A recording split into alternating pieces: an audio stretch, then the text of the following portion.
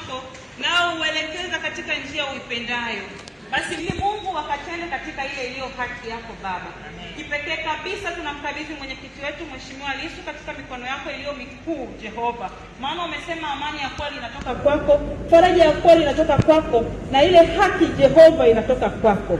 Tazama mwenyekiti wetu katika magumu yote amekuwa mtu mwema, asiyekasirika, asiyelalamika wala kusononeka katika mahakama hii hata alipopita katika magumu.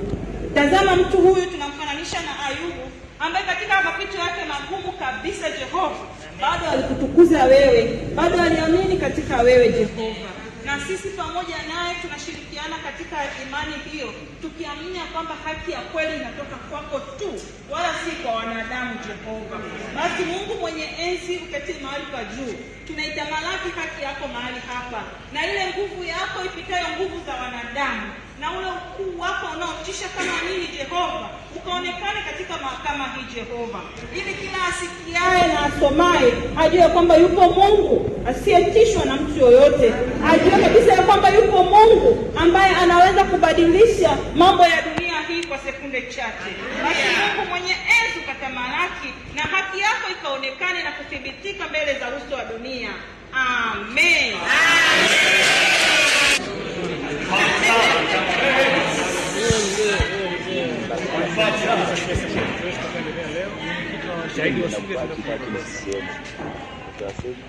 Asubuhi naamka naenda kuchukua pikipiki, tumewaka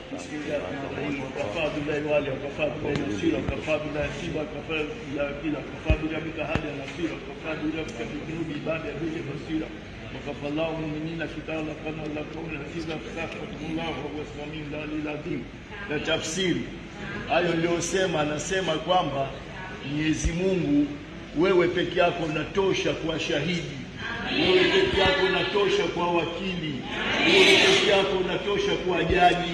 Mwenyezi Mungu, wewe ndio unaona dhulma na uonevu anaofanyiwa mwenyekiti wetu Tundu Lissu. Wewe ndio shahidi, wewe ndio kiongozi, wewe ndio mwenye nguvu za kila kitu.